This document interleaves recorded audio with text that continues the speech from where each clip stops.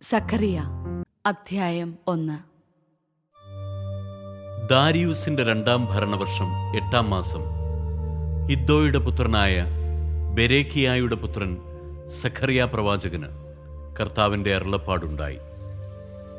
കർത്താവ് നിങ്ങളുടെ പിതാക്കന്മാരോട് അത്യധികം കോപിച്ചിരുന്നു. അതുകൊണ്ട് നീ അവരോട് പറയുക, സൈന്യങ്ങളുടെ കർത്താവ് അരുളിച്ചെയ്യുന്നു, എന്റെ സന്നിധിയിലേക്ക് മടങ്ങി വരുവിൻ, അപ്പോൾ ഞാനും നിങ്ങളുടെ അടുത്തേക്ക് മടങ്ങി വരും. സൈന്യങ്ങളുടെ കർത്താവ് അരുളിച്ചെയ്യുന്നു, നിങ്ങൾ നിങ്ങളുടെ പിതാക്കന്മാരെ പോലെയാകരുത്. ദുർമാർഗങ്ങളും വ്യാജപ്രവൃത്തികളും വിട്ട് തിരിയുക എന്ന് പണ്ട് പ്രവാചകന്മാർ അവരോട് പ്രസംഗിച്ചെങ്കിലും അവർ അനുസരിക്കുകയോ എന്റെ വാക്ക് ശ്രദ്ധിക്കുകയോ ചെയ്തില്ല എന്ന് കർത്താവ് അരുളിച്ചെയ്യുന്നു. നിങ്ങളുടെ പിതാക്കന്മാർ അവർ എവിടെ?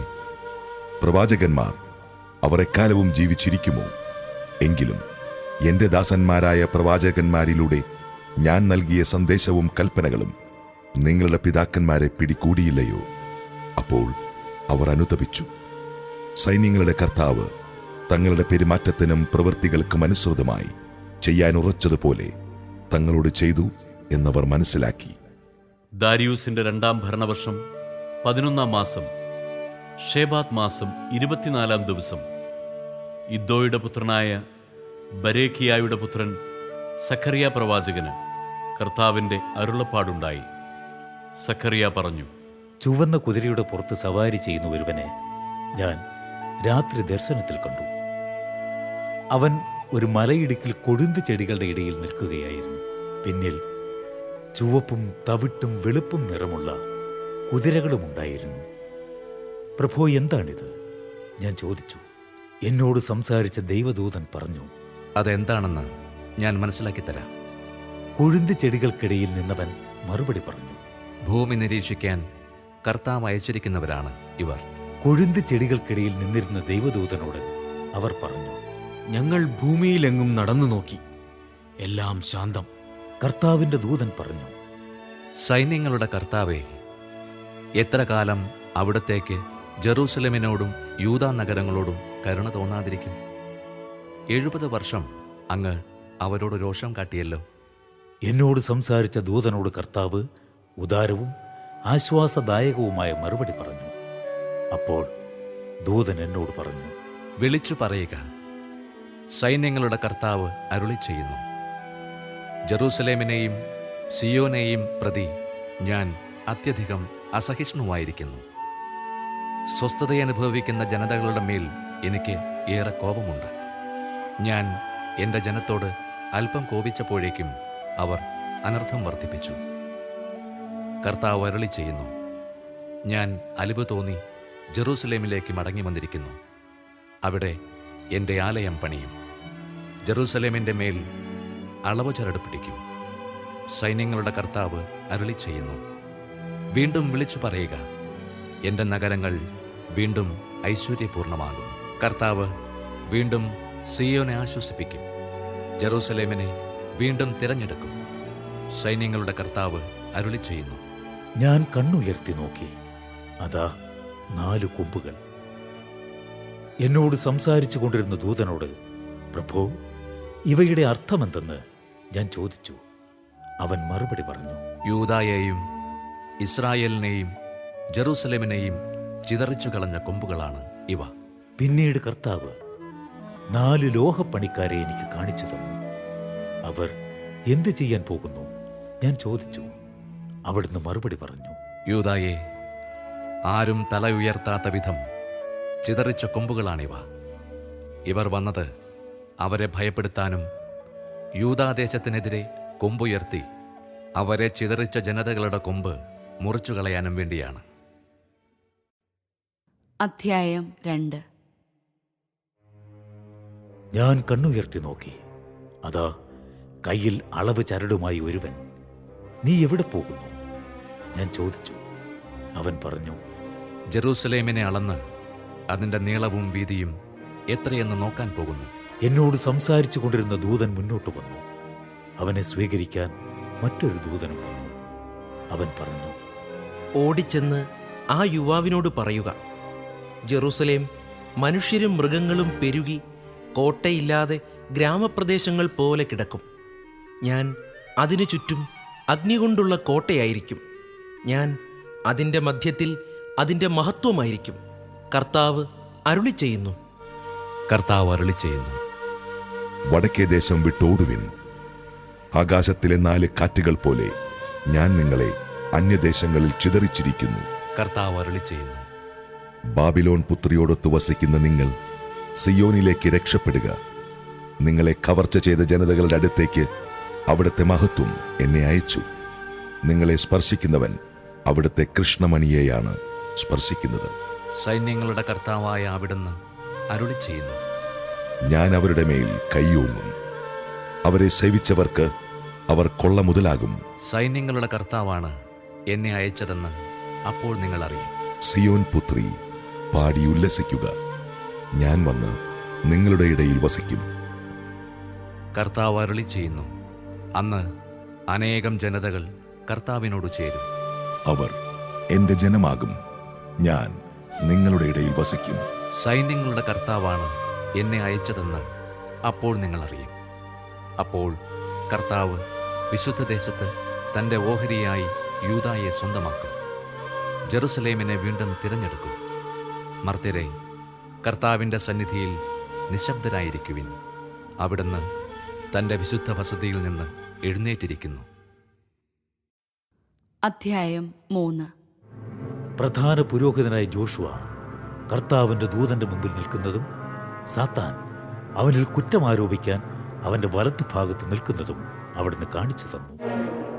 കർത്താവ് സാത്താനോട് പറഞ്ഞു, സാത്താനെ, കർത്താവ് നിന്നെ ശാസിക്കുന്നു. ജെറുസലേമിനെ തിരഞ്ഞെടുത്തിരിക്കുന്ന കർത്താവ് നിന്നെ ശാസിക്കുന്നു. തീയിൽ നിന്ന് വലിച്ചെടുക്കപ്പെട്ട ഒരു കൊള്ളിയല്ലേ ഇവൻ? ജോഷുവ മുഷിഞ്ഞ വസ്ത്രം ധരിച്ച് ദൂതന്റെ മുമ്പിൽ നിൽക്കുകയായിരുന്നു. തന്റെ മുമ്പിൽ നിന്നവരോട് ദൂതൻ പറഞ്ഞു, അവൻ്റെ മുഷിഞ്ഞ വസ്ത്രം മാറ്റുക. ജോഷുവയോട് അവൻ പറഞ്ഞു, നിന്റെ അകൃത്യങ്ങൾ നിന്നിൽ നിന്ന് അകറ്റിയിരിക്കുന്നു. ഞാൻ നിന്നെ വിശിഷ്ട വസ്ത്രം ധരിപ്പിക്കും. അവൻ തുടർന്നു, അവനെ നിർമ്മലമായ ശിരോവസ്ത്രം അണിയിക്കുക. അവർ അവനെ നിർമ്മലമായ ശിരോവസ്ത്രം അണിയിക്കുകയും വസ്ത്രം ധരിപ്പിക്കുകയും ചെയ്തു. കർത്താവിന്റെ ദൂതൻ അടുത്തു നിൽപ്പുണ്ടായിരുന്നു. ദൈവദൂതൻ ജോഷുവയോട് പറഞ്ഞു, സൈന്യങ്ങളുടെ കർത്താവ് അരുളി ചെയ്യുന്നു. നീ എന്റെ മാർഗത്തിൽ ചരിക്കുകയും എന്റെ നിർദ്ദേശം പാലിക്കുകയും ചെയ്താൽ എന്റെ ആലയത്തെ നീ ഭരിക്കുകയും എന്റെ അങ്കണങ്ങളുടെ ചുമതല വഹിക്കുകയും ചെയ്യും. ഇവിടെ നിൽക്കുന്നവരുടെ ഇടയിലേക്ക് കടന്നു വരുന്നതിനുള്ള അവകാശവും ഞാൻ നിനക്ക് നൽകും. പ്രധാന പുരോഹിതനായ ജോഷുയും അവൻ്റെ മുൻപിലിരിക്കുന്ന നല്ല ഭാവിയുടെ അടയാളങ്ങളായ അവൻ്റെ സ്നേഹിതരും കേൾക്കട്ടെ. എന്റെ ദാസനായ ശാഖയെ ഞാൻ കൊണ്ടുവരും. ജോഷുവയുടെ മുൻപിൽ വച്ചിരിക്കുന്ന കല്ലിൽ 7 മുഖമുള്ള ഒറ്റ കല്ലിൽ ഞാൻ ഈ ലിഖിതം ആലേഖനം ചെയ്യും. ഒറ്റ ദിവസം കൊണ്ട് ഞാൻ ഈ ദേശത്തിന്റെ പാപം തുടച്ചു മാറ്റും. സൈന്യങ്ങളുടെ കർത്താവ് അരുളി ചെയ്യുന്നു. അന്ന് നിങ്ങൾ ഓരോരുത്തരും തങ്ങളുടെ അയൽക്കാരെ മുന്തിരിത്തോപ്പിലേക്കും അത്തിവൃക്ഷ തണലിലേക്കും ക്ഷണിക്കും. സൈന്യങ്ങളുടെ കർത്താവ് അരുളി ചെയ്യുന്നു. അധ്യായം 4. എന്നോട് സംസാരിച്ച ദൂതൻ വീണ്ടും വന്ന് എന്നെ ഉറക്കത്തിൽ നിന്നെന്ന പോലെ ഉണർത്തി ചോദിച്ചു, നീ എന്ത് കാണുന്നു? ഞാൻ പറഞ്ഞു, പൊന്നുകൊണ്ടുള്ള ഒരു വിളക്ക് തണ്ടിന്റെ മുകളിൽ ഒരു കോപ്പയും അതിൽ 7 ദീപങ്ങളും, ഓരോന്നിനു മുകളിൽ 7 ദലങ്ങൾ. കോപ്പയുടെ വലത്തും ഇടത്തും ഓരോ ഒലിവ് വൃക്ഷം. എന്നോട് സംസാരിച്ച ദൂതനോട് ഞാൻ ചോദിച്ചു, പ്രഭു, എന്താണിത്? ദൂതൻ പറഞ്ഞു, ഇത് എന്താണെന്ന് നിനക്കറിഞ്ഞുകൂടെ? ഇല്ല പ്രഭു. ഞാൻ പറഞ്ഞു. അവൻ എന്നോട് പറഞ്ഞു, കർത്താവ് സെറുബാബേലിനോട് അരുളി ചെയ്യുന്നു. സൈന്യബലത്താലല്ല, കരബലത്താലുമല്ല, എന്റെ ആത്മാവിനാലാണ്. സൈന്യങ്ങളുടെ കർത്താവ് അരുളി ചെയ്യുന്നു. മഹാപർവ്വതമേ, നീ എന്താണ്? സെറുബാബേലിന്റെ മുൻപിൽ നീ സമതലമാകും. അവസാനത്തെ കല്ലുവെച്ചു കഴിയുമ്പോൾ ജനം എത്ര മനോഹരം എന്നാർപ്പു വിളിക്കും. കർത്താവ് വീണ്ടും എന്നോട് അരുളി ചെയ്തു, സെറുബാബേലിന്റെ കരം ഈ ആലയത്തിന് അടിസ്ഥാനമിട്ടിരിക്കുന്നു. അവൻ ഇത് പൂർത്തിയാക്കുകയും ചെയ്യും. സൈന്യങ്ങളുടെ കർത്താവ് എന്നെ അയച്ചിരിക്കുന്നു എന്ന് അപ്പോൾ നീ അറിയും. ചെറിയ കാര്യങ്ങളുടെ ദിവസത്തെ നിസ്സാരമാക്കിയവർ ആഹ്ലാദിക്കും. സെറുബാബേലിന്റെ കയ്യിലെ തൂക്കുകെട്ട് അവർ കാണും.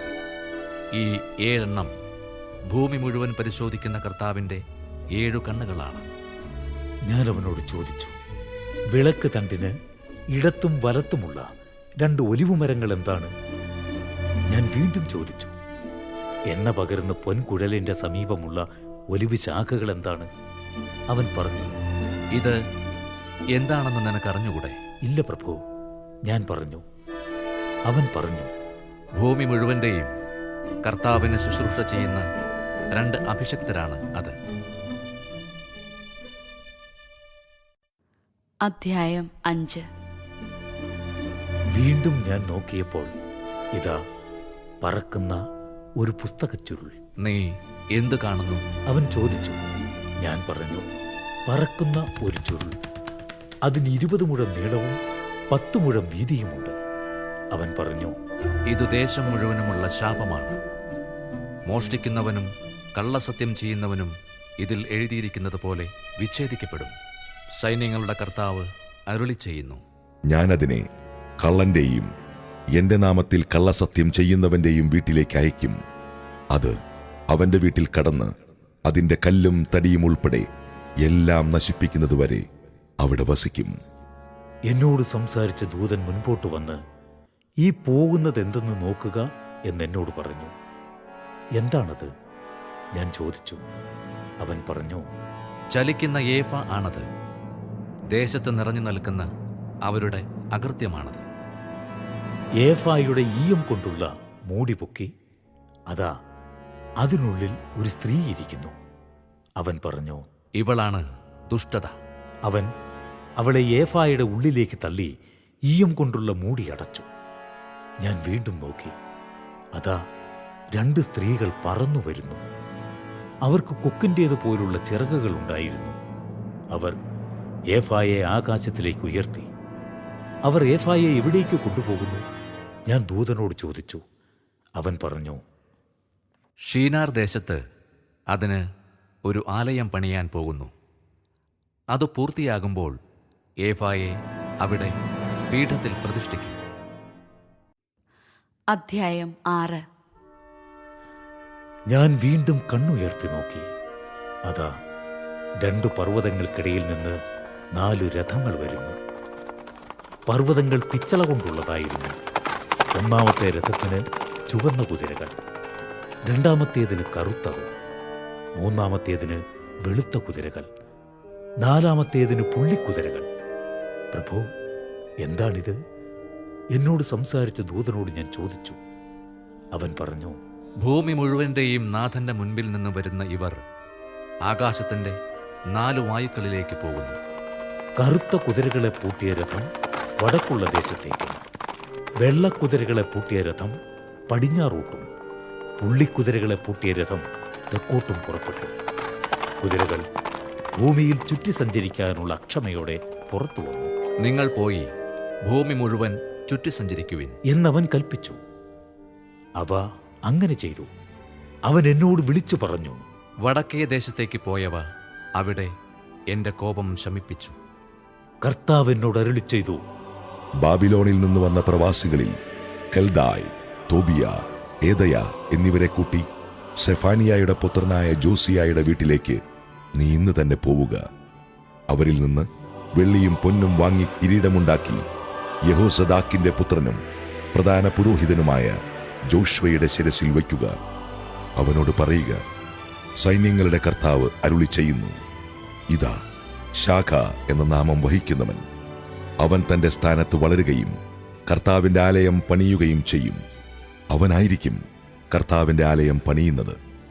അവൻ രാജകീയ പ്രതാപത്തോടെ സിംഹാസനത്തിൽ വാഴും. അവന്റെ വലത്തുഭാഗത്ത് ഒരു പുരോഹിതനും ഉപവിഷ്ടനാകും. അവർക്കിടയിൽ പൂർണ്ണ സമാധാനം പുലരും.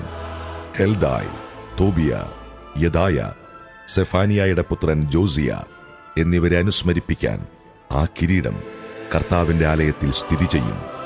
വിദൂരത്തു നിന്ന് ആളുകൾ വന്ന് കർത്താവിന്റെ ആലയത്തിന്റെ പണിയിൽ സഹായിക്കും.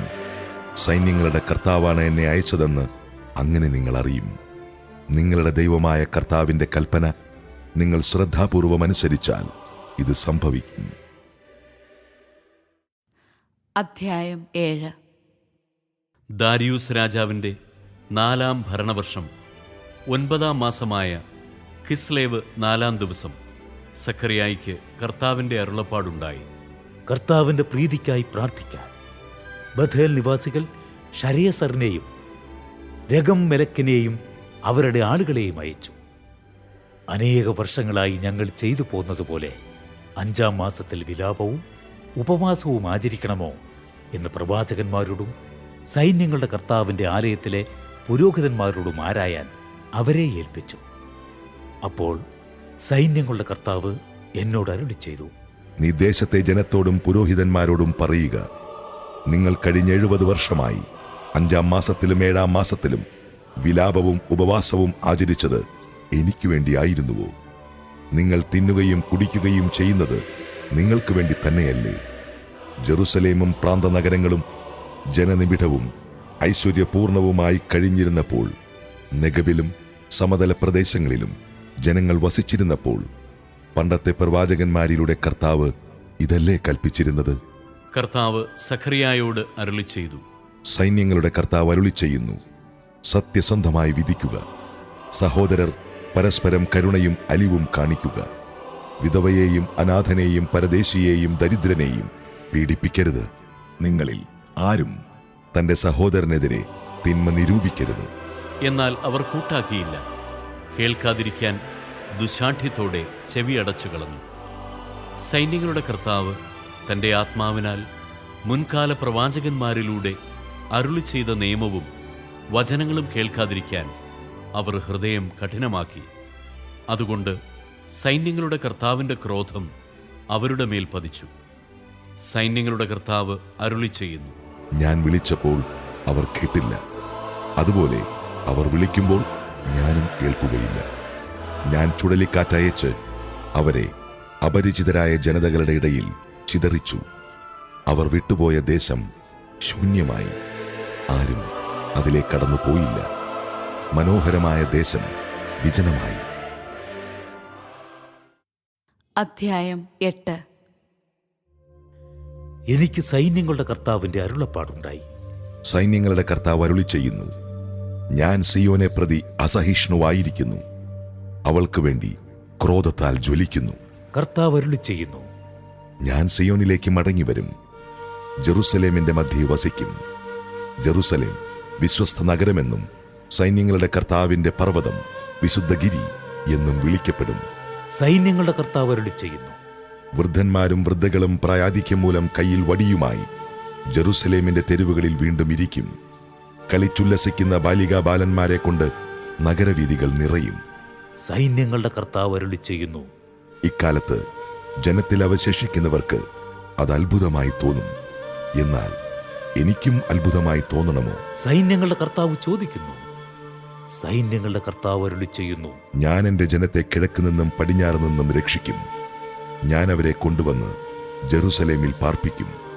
വിശ്വസ്തതയിലും നീതിയിലും അവർ എനിക്ക് ജനവും ഞാൻ അവർക്ക് ദൈവവുമായിരിക്കും.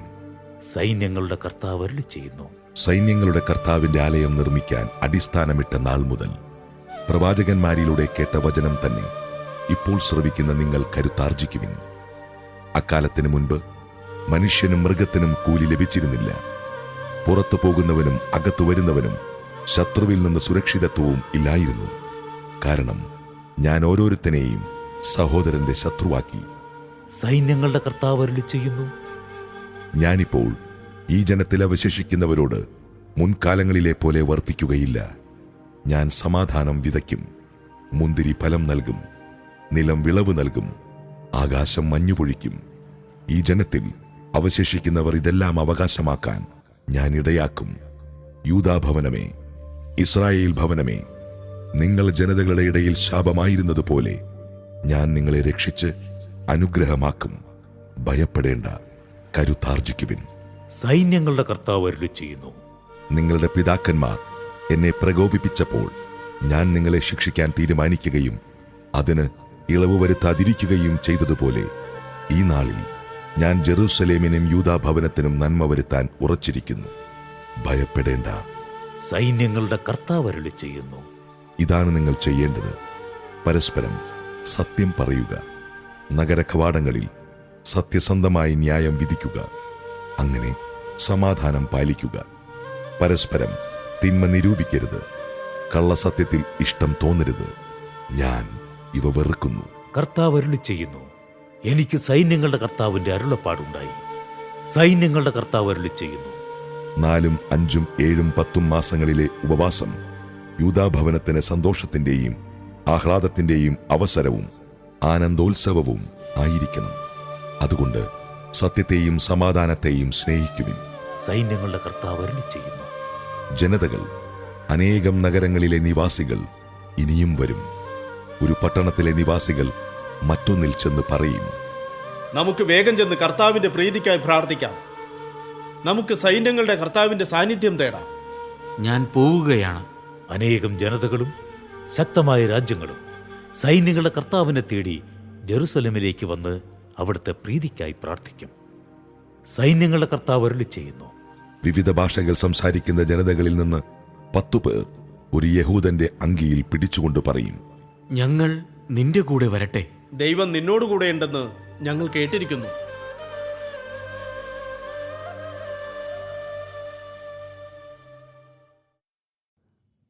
അധ്യായം 9. അരുളപ്പാട്. കർത്താവിന്റെ വചനം ഹദ്രാക്ക് ദേശത്തിനെതിരെ പുറപ്പെട്ടിരിക്കുന്നു. അത് ദമാസ്കസിന്റെ മേൽ പതിക്കും. ഇസ്രായേലിന്റെ ഗോത്രങ്ങളെ പോലെ തന്നെ ആരാമിന്റെ നഗരങ്ങളും കർത്താവിൻ്റെതാണ്. അതിനോട് ചേർന്ന് കിടക്കുന്ന ഹമാത്തും കൗശലമേറിയതെങ്കിലും ടൈറും സീദോനും കർത്താവിൻ്റേത് തന്നെ. ടൈർ ഒരു കോട്ട പണിതു. പൊടി പോലെ വെള്ളിയും തെരുവിലെ ചെളി പോലെ സ്വർണവും കൂന കൂടി. എന്നാൽ കർത്താവ് അവളുടെ സമ്പത്ത് അപഹരിക്കും. അവളുടെ ധനം കടലിൽ എറിയും. അവളെ അഗ്നി വിഴുങ്ങും. അഷ്കലോൺ അത് കണ്ട് ഭയപ്പെടും. ഗാസ കഠിന വേദനയാൽ പുളയും. ആശ തകർന്ന യക്രോണിനും ഇത് തന്നെ സംഭവിക്കും. ഗാസായിൽ രാജാവില്ലാതാകും. അഷ്കലോൺ വിജനമാകും. അഷ്ദോദിൽ ഒരു സങ്കരജാതി പാർക്കും. ഫിലിസ്തീനയുടെ അഹങ്കാരത്തിന് ഞാൻ അറുതി വരുത്തും. അവർ ഇനിമേൽ രക്തവും മ്ലേച്ഛ മാംസവും ഭക്ഷിക്കുകയില്ല. അവരും നമ്മുടെ ദൈവത്തിന്റെ അവശിഷ്ട ജനമാകും. അവർ യൂദായിലെ ഒരു കുലത്തെ പോലെയാകും. യക്രോൺ ജബൂസരെ പോലെയാകും. ആരും കയറിയിറങ്ങി നടക്കാതിരിക്കാൻ ഞാൻ എന്റെ ഭവനത്തിന് ചുറ്റും പാളയമടിച്ചു കാവൽ നിൽക്കും. ഒരു മർദ്ദകനും ഇനി അവരെ കീഴടക്കുകയില്ല. എന്റെ കണ്ണ് അവരുടെ മേൽ ഉണ്ട്. സിയോൻ പുത്രി, അതിയായി ആനന്ദിക്കുക. ജെറുസലേം പുത്രി, ആർപ്പു വിളിക്കുക. ഇതാ നിന്റെ രാജാവ് നിന്റെ അടുക്കലേക്ക് വരുന്നു. അവൻ പ്രതാപവാനും ജയശാലിയുമാണ്. അവൻ വിനയാന്വിതനായി കഴുതപ്പുറത്ത്, കഴുതക്കുട്ടിയുടെ പുറത്ത് കയറി വരുന്നു. ഞാൻ എഫ്രായിമിൽ നിന്ന് രഥത്തെയും ജെറൂസലേമിൽ നിന്ന് പടക്കുതിരയെയും വിച്ഛേദിക്കും. പടവില്ല് ഞാൻ ഒടിക്കും. അവൻ ജനതകൾക്ക് സമാധാനമരുളും. അവന്റെ ആധിപത്യം സമുദ്രം മുതൽ സമുദ്രം വരെയും നദി മുതൽ ഭൂമിയുടെ അറ്റം വരെയും ആയിരിക്കും. നീയുമായുള്ള എന്റെ ഉടമ്പടിയുടെ രക്തം നിമിത്തം പ്രവാസികളെ ഞാൻ ജലരഹിതമായ കുഴിയിൽ നിന്ന് സ്വതന്ത്രരാക്കും. പ്രത്യാശയുടെ തടവുകാരെ, നിങ്ങളുടെ രക്ഷാദുർഗത്തിലേക്ക് മടങ്ങിപ്പോകുവിൻ. നിങ്ങൾക്ക് ഇരട്ടി മടക്കി തരുമെന്ന് ഞാൻ പ്രഖ്യാപിക്കുന്നു. യൂദായെ ഞാൻ എന്റെ വില്ലായി കുലച്ചിരിക്കുന്നു. എഫ്രായിമിനെ അസ്ത്രമായി അതിൽ തൊടുത്തിരിക്കുന്നു. സിയോനെ, നിന്റെ പുത്രന്മാരെ ഞാൻ ഗ്രീസിന്റെ പുത്രന്മാരുടെ നേരെ ചുഴറ്റും. നിന്നെ യോദ്ധാവിന്റെ വാൾ പോലെ വീശും. കർത്താവ് അവർക്ക് മീതെ പ്രത്യക്ഷനാകും. അവിടുത്തെ അസ്ത്രം മിന്നൽ പോലെ പായും. ദൈവമായ കർത്താവ് കാഹളം മുഴക്കുകയും തെക്കൻ ചുഴലിക്കാറ്റുകളിൽ മുന്നേറുകയും ചെയ്യും. സൈന്യങ്ങളുടെ കർത്താവ് അവർക്ക് സംരക്ഷണം നൽകും. അതുകൊണ്ട് അവർ കവിണക്കല്ല് വിഴുങ്ങുകയും ചവിട്ടി മെതിക്കുകയും ചെയ്യും. അവർ വീഞ്ഞെന്ന പോലെ രക്തം കുടിച്ച് കുടമെന്ന പോലെ നിറയും. ബലിപീഠത്തിന്റെ കോണുകൾ എന്ന പോലെ കുതിരും. അന്ന് അവരുടെ ദൈവമായ കർത്താവ് തന്റെ അജഗണമായ ജനത്തെ രക്ഷിക്കും. അവർ കിരീടത്തിൽ രത്നങ്ങളെന്ന പോലെ അവിടുത്തെ ദേശത്ത് ശോഭിക്കും. അത് എത്ര ശ്രേഷ്ഠവും സുന്ദരവുമായിരിക്കും. അപ്പോൾ ധാന്യം യുവാക്കളെയും പുതുവീഞ്ഞ് യുവതികളെയും പുഷ്ടിപ്പെടുത്തും.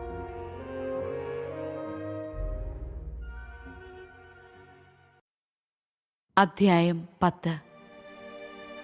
വസന്തവൃഷ്ടിയുടെ കാലത്ത് കർത്താവിനോട് മഴ ചോദിക്കുവിൻ.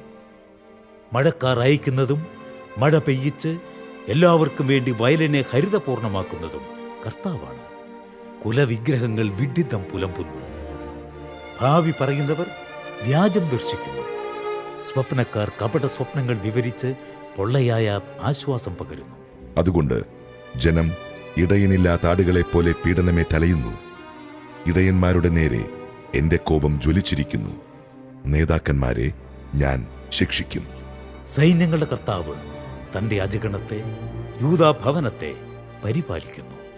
അവിടുന്ന് അവരെ ഉദ്ധതമായ പടക്കുതിരയാക്കും. അവരിൽ നിന്ന് മൂലക്കല്ലും കൂടാരക്കുറ്റിയും പുറപ്പെടും. പടവില്ലും രാജാക്കന്മാരും അവരിൽ നിന്ന് വരും. ശത്രുക്കളെ തെരുവിലെ ചെളിയിൽ ചവിട്ടി അരയ്ക്കുന്ന യുദ്ധവീരന്മാരെ പോലെ ആയിരിക്കും അവർ. കർത്താവ് കൂടെയുള്ളതുകൊണ്ട് അവർ യുദ്ധം ചെയ്ത് കുതിര പടയാളികളെ സംഭ്രാന്തരാക്കും. ഞാൻ യൂദാഭവനത്തെ ബലപ്പെടുത്തുകയും ജോസഫിന്റെ ഭവനത്തെ രക്ഷിക്കുകയും ചെയ്യും. അവരുടെ മേൽ അലിവ് തോന്നി ഞാൻ അവരെ തിരിച്ചു കൊണ്ടുവരും. ഞാൻ ഒരിക്കലും തിരസ്കരിച്ചിട്ടില്ലാത്തവരെ പോലെ ആയിരിക്കും അവർ. ഞാൻ അവരുടെ ദൈവമായ കർത്താവാണ്. ഞാൻ അവർക്ക് ഉത്തരമരുളും. എഫ്രായിം വീരയോദ്ധാവിനെ പോലെയാകും. വീഞ്ഞു കൊണ്ടെന്ന പോലെ അവരുടെ ഹൃദയം ആനന്ദിക്കും. അവരുടെ മക്കൾ അത് കണ്ട് സന്തോഷിക്കും. അവരുടെ ഹൃദയം കർത്താവിൽ ആഹ്ലാദിച്ചുല്ലസിക്കും. ഞാൻ അവരെ അടയാളം നൽകി ഒരുമിച്ച് കൂട്ടും. ഞാൻ അവരെ വീണ്ടെടുത്തിരിക്കുന്നു. അവർ പണ്ടത്തെ പോലെ അസംഖ്യമാകും. ഞാൻ അവരെ ജനതകളുടെ ഇടയിൽ ചിതറിച്ചെങ്കിലും വിദൂരദേശങ്ങളിൽ അവർ എന്നെ അനുസ്മരിക്കും. അവർ മക്കളോടുകൂടെ ജീവിക്കുകയും തിരിച്ചു വരികയും ചെയ്യും. ഞാൻ അവരെ ഈജിപ്തിൽ നിന്ന് തിരിച്ചു കൊണ്ടുവരും. അസീറിയയിൽ നിന്ന് ഞാൻ അവരെ ഒരുമിച്ച് കൂട്ടും. ഞാൻ അവരെ ഗിലയാദിലേക്കും ലെബനോനിലേക്കും കൊണ്ടുവരും. അവിടെ ഇടമില്ലാതെയാകും. അവർ ഈജിപ്ത് കടലിലൂടെ കടന്നു പോകുമ്പോൾ ഞാൻ ഓളങ്ങളെ അടിക്കും. നൈലിന്റെ ആഴങ്ങൾ വറ്റിപ്പോകും. അസീറിയയുടെ അഹങ്കാരം ശമിക്കും. ഈജിപ്തിന്റെ ചെങ്കോൽ നീങ്ങിപ്പോകും. ഞാൻ അവരെ കർത്താവിൽ ബലപ്പെടുത്തും. അവർ അവിടുത്തെ നാമത്തിൽ അഭിമാനം കൊള്ളും. കർത്താവ് അരുളിച്ചെയ്യുന്നു. അധ്യായം 11. ലബനോനെ, നിന്റെ വാതിലുകൾ തുറക്കുക. അഗ്നി നിന്റെ ദേവദാരുക്കളെ വിഴുങ്ങട്ടെ. സരളവൃക്ഷമേ, വിലപിക്കുക. ദേവദാരു നിപതിച്ചു, വിശിഷ്ട വൃക്ഷങ്ങൾ നശിച്ചു. ബാഷാനിലെ കരിവേലകമേ, വിലപിക്കുക. നിബിഡ വനങ്ങൾ വെട്ടിവീഴ്ത്തിയിരിക്കുന്നു. ഇതാ ഇടയന്മാർ നിലവിളിക്കുന്നു. അവരുടെ മഹത്വം അപഹരിക്കപ്പെട്ടു. ഇതാ സിംഹങ്ങൾ ഗർജിക്കുന്നു. ജോർദാൻ വനം ശൂന്യമായിരിക്കുന്നു. എന്റെ ദൈവമായ കർത്താവ് അരുളിച്ചെയ്തു. കൊലയ്ക്ക് വിധിക്കപ്പെട്ട ആടുകളുടെ ഇടയനാവുക. വാങ്ങുന്നവർ അവയെ കൊല്ലുന്നു. അവർ ശിക്ഷിക്കപ്പെടുന്നില്ല. അവയെ വിൽക്കുന്നവർ പറയുന്നു, കർത്താവ് വാഴ്ത്തപ്പെടട്ടെ. ഞാൻ ധനികനായി. സ്വന്തം ഇടയന്മാർക്കു പോലും അവയോട് കരുണയില്ല. കർത്താവ് അരുളിച്ചെയ്യുന്നു. ദേശത്ത് വസിക്കുന്നവരുടെ മേൽ ഇനി എനിക്ക് കരുണ തോന്നുകയില്ല. ഞാൻ അവരെ ഓരോരുത്തരെയും താങ്കളുടെ ഇടയന്റെയും രാജാവിന്റെയും പിടിയിൽ അകപ്പെടാൻ ഇടയാക്കും. അവർ ഭൂമിയെ ഞെരിക്കും. അവരുടെ കയ്യിൽ നിന്ന് ഞാൻ ആരെയും രക്ഷിക്കുകയില്ല. ഞാൻ ആടുവ്യാപാരികൾക്ക് വേണ്ടി കൊലയ്ക്ക് വിധിക്കപ്പെട്ടിരുന്ന ആടുകളുടെ ഇടയനായി. ഞാൻ 2 വടിയെടുത്തു. ഒന്നിന് കൃപയെന്നും രണ്ടാമത്തേതിന് ഐക്യം എന്നും പേരിട്ടു. ഞാൻ ആടുകളെ മേയിച്ചു. 1 മാസത്തിനുള്ളിൽ ഞാൻ 3 ഇടയന്മാരെ ഓടിച്ചു. ഞാൻ അവയെ കൊണ്ട് മടുത്തു. അവയ്ക്കെന്നോടും വെറുപ്പായി. ഞാൻ പറഞ്ഞു, ഞാൻ നിങ്ങളുടെ ഇടയനായിരിക്കുകയില്ല. മരിക്കാനുള്ളത് മരിക്കട്ടെ, നശിക്കാനുള്ളത് നശിക്കട്ടെ.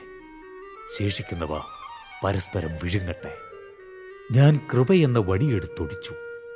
അങ്ങനെ സകല ജനതകളുമായി ചെയ്ത എൻ്റെ ഉടമ്പടി ഞാൻ അസാധുവാക്കി. അന്ന് തന്നെ അത് അസാധുവായി. എന്നെ ശ്രദ്ധിച്ചുകൊണ്ടിരുന്ന ആടുവ്യാപാരികൾ ഇത് കർത്താവിൻ്റെ വചനമാണെന്നറിഞ്ഞു.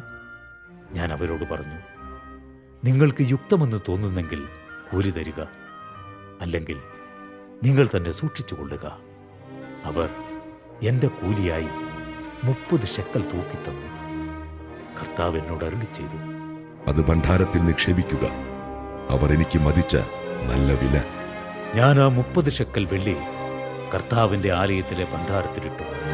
പിന്നെ ഞാൻ ഐക്യം എന്ന വടി ഓടിച്ചു. ഞാൻ ഇസ്രായേലും യൂദായും തമ്മിലുള്ള സാഹോദര്യം അവസാനിപ്പിച്ചു.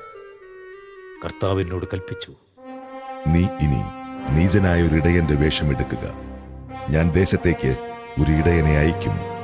അവൻ നശിക്കുന്നവയെ രക്ഷിക്കുകയോ വഴിതെറ്റിപ്പോയവയെ അന്വേഷിക്കുകയോ മുറിവേറ്റവയെ സുഖപ്പെടുത്തുകയോ ആരോഗ്യമുള്ളവയെ പോഷിപ്പിക്കുകയോ ചെയ്യാതെ കൊഴുത്തവയുടെ മാംസം തിന്നുന്നു, കുളമ്പുപോലും പറിച്ചെടുക്കുന്നു. ആട്ടിൻകൂട്ടത്തെ ഉപേക്ഷിച്ചു കളയുന്ന എന്റെ നീചനായ ഇടയന് ദുരിതം. വാളവന്റെ കൈ ഛേദിക്കട്ടെ, വലത്തുകണ്ണ് ചൂഴ്ന്നെടുക്കട്ടെ. അവന്റെ കൈ പൂർണ്ണമായും ശോഷിച്ചു പോകട്ടെ, അവന്റെ വലത്തുകണ്ണ് തീർത്തും അന്ധമാകട്ടെ.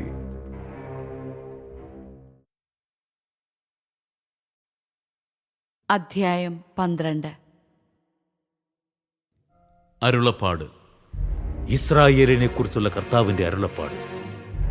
ആകാശത്തെ വിരിക്കുകയും ഭൂമിയെ സ്ഥാപിക്കുകയും മനുഷ്യന്റെ പ്രാണനെ അവന്റെ ഉള്ളിൽ നിവേശിപ്പിക്കുകയും ചെയ്ത കർത്താവ് അരുളി ചെയ്യുന്നു. ജെറൂസലേമിനെയും യൂദായെയും ആക്രമിക്കാൻ വരുന്ന ചുറ്റുമുള്ള ജനതകൾക്ക് ജെറൂസലേമിനെ ഞാനൊരു പാനപാത്രമാക്കാൻ പോകുന്നു. അവർ അതിൽ നിന്ന് കുടിച്ചു വേച്ചു വീഴും. അന്ന് ഞാൻ ജെറൂസലേമിനെ ഭാരമേറിയ കല്ലാക്കും. അത് പൊക്കുന്നവർക്ക് കഠിനമായ മുറിവേൽക്കും. ഭൂമിയിലെ എല്ലാ ജനങ്ങളും അതിനെതിരെ ഒത്തുചേരും. കർത്താവ് അരുളി ചെയ്യുന്നു. അന്ന് ഞാൻ കുതിരകൾക്ക് പരിഭ്രാന്തിയും കുതിരപ്പടയാളികൾക്ക് ഭ്രാന്തും വരുത്തും. ജനതകളുടെ കുതിരകളെ ഞാൻ അന്ധമാക്കുന്ന അന്ന് യൂദാഭവനത്തെ ഞാൻ കടാക്ഷിക്കും. യൂദായുടെ കുലങ്ങൾ പറയും, ജെറുസലേം നിവാസികൾക്ക് തങ്ങളുടെ ദൈവമായ സൈന്യങ്ങളുടെ കർത്താവിൽ നിന്ന് ശക്തി ലഭിക്കുന്നു. അന്നു ഞാൻ യൂദായുടെ കുലങ്ങളെ വിറകിന് നടുവിലിരിക്കുന്ന ജ്വലിക്കുന്ന കനൽ നിറച്ച ചട്ടി പോലെയും കറ്റകൾക്ക് നടുവിൽ പന്തമെന്ന പോലെയും ആക്കും. അവർ ചുറ്റുമുള്ള ജനതകളെ മുഴുവൻ സംഹരിക്കും. ജെറൂസലേമിൽ അപ്പോഴും നിവാസികളുണ്ടായിരിക്കും. ദാവീദ് ഭവനത്തിന്റെയും ജെറുസലേം നിവാസികളുടെയും മഹത്വം യൂദായുടെ മേൽ ഉയരാതിരിക്കേണ്ടതിന് കർത്താവ് ആദ്യം യൂദായുടെ നഗരങ്ങൾക്ക് വിജയം നൽകും. അന്ന് ജെറുസലേം നിവാസികളെ പരിച കൊണ്ട് മറിക്കും. അവരുടെ ഇടയിലെ ഏറ്റവും ദുർബലനായവൻ അന്ന് ദാവീദിനെ പോലെയാകും. ദാവീദ് ഭവനം ദൈവത്തെപ്പോലെ, കർത്താവിന്റെ ദൂതനെപ്പോലെ അവരെ നയിക്കും. അന്ന് ഞാൻ ജെറൂസലേമിനെതിരെ വരുന്ന സകല ശത്രുക്കളെയും നശിപ്പിക്കും. ഞാൻ ദാവീദ് ഭവനത്തിന്റെയും ജെറൂസലേം നിവാസികളുടെയും മേൽ കൃപയുടെയും പ്രാർത്ഥനയുടെയും ചൈതന്യം പകരും. അപ്പോൾ തങ്ങൾ കുത്തി മുറിവേൽപ്പിച്ചവനെ നോക്കി ഏകജാതനെ പ്രതിയെന്ന പോലെ അവർ കരയും. ആദ്യജാതനെ പ്രതിയെന്ന പോലെ ദുഃഖത്തോടെ വിലപിക്കും. അന്ന് ഹദ്രിമോനെ പ്രതി മെഗിദോ സമതലത്തിലുണ്ടായ വിലാപം പോലെ ജെറൂസലേം വിലപിക്കും. ദേശത്തെ ഓരോ ഭവനവും പ്രത്യേകം പ്രത്യേകം വിലപിക്കും. ദാവീദ് ഭവനവും അവരുടെ സ്ത്രീകളും, നാഥാൻ ഭവനവും അവരുടെ സ്ത്രീകളും, ലേവി ഭവനവും അവരുടെ സ്ത്രീകളും, ഷിമെയി ഭവനവും അവരുടെ സ്ത്രീകളും, മറ്റു ഭവനങ്ങളും അവരുടെ സ്ത്രീകളും പ്രത്യേകം പ്രത്യേകം വിലപിക്കും. അധ്യായം 13.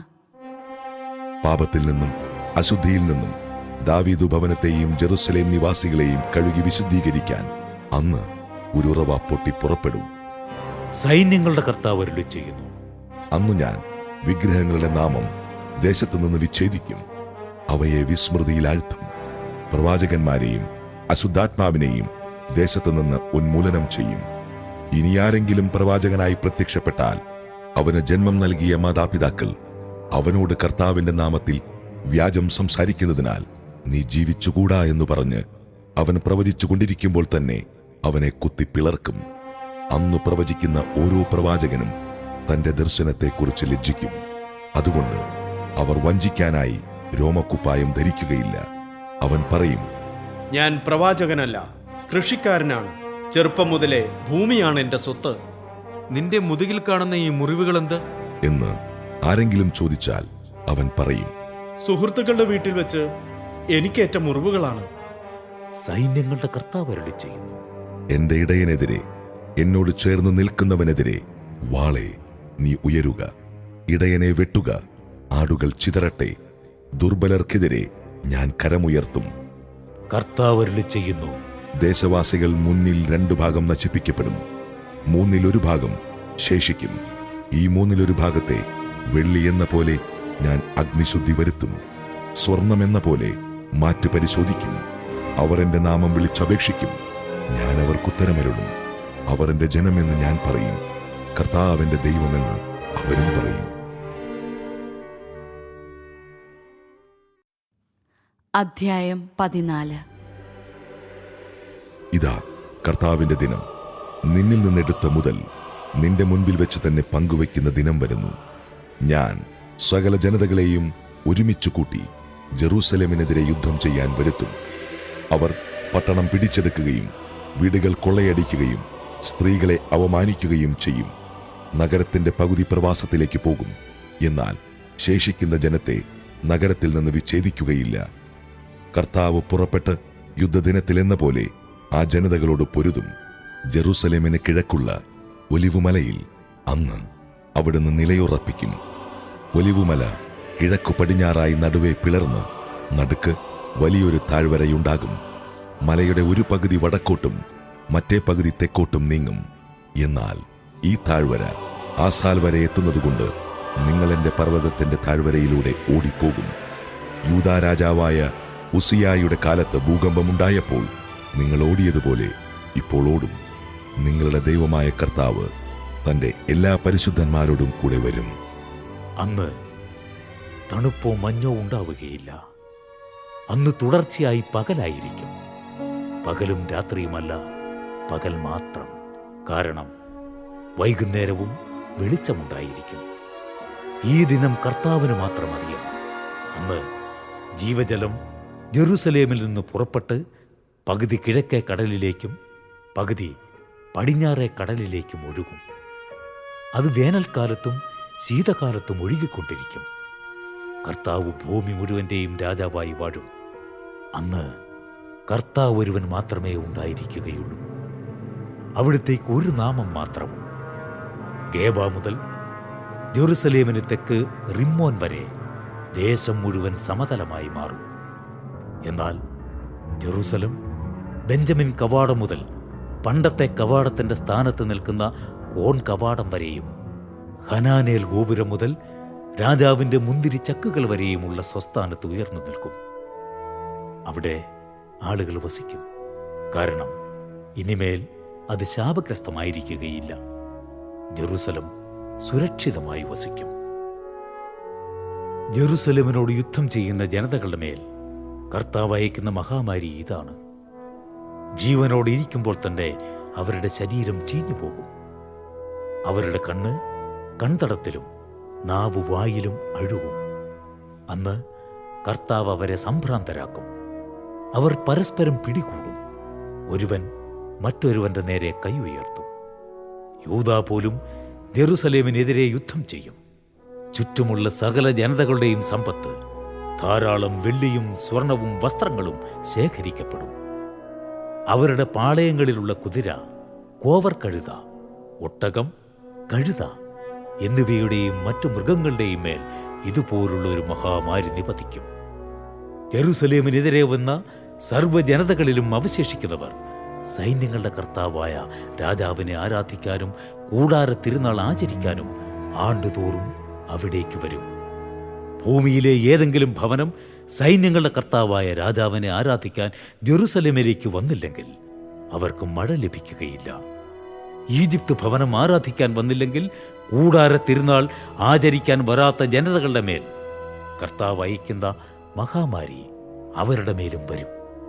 ഇതാണ് ഈജിപ്തിനും കൂടാര തിരുനാൾ ആചരിക്കാൻ വരാത്ത ജനതകൾക്കും ലഭിക്കുന്ന ശിക്ഷ. അന്ന് കുതിരകളുടെ മണികളിൽ കർത്താവിന് വിശുദ്ധം എന്നെഴുതിയിരിക്കും. ദേവാലയത്തിലെ കലങ്ങൾ ബലിപീഠത്തിന് മുൻപിലുള്ള കലശങ്ങൾ പോലെ പവിത്രമായിരിക്കും. ജെറൂസലേമിലും യൂദായിലുമുള്ള കലങ്ങളെല്ലാം സൈന്യങ്ങളുടെ കർത്താവിന് വിശുദ്ധമായിരിക്കും. തന്മൂലം ബലികൾ അർപ്പിക്കുന്നവർ വന്ന് അവ വാങ്ങി ബലിയർപ്പിച്ച മാംസം അവയിൽ പാകം ചെയ്യും. ഇനിമേൽ സൈന്യങ്ങളുടെ കർത്താവിന്റെ ആലയത്തിൽ ഒരു വ്യാപാരിയും ഉണ്ടായിരിക്കുകയില്ല.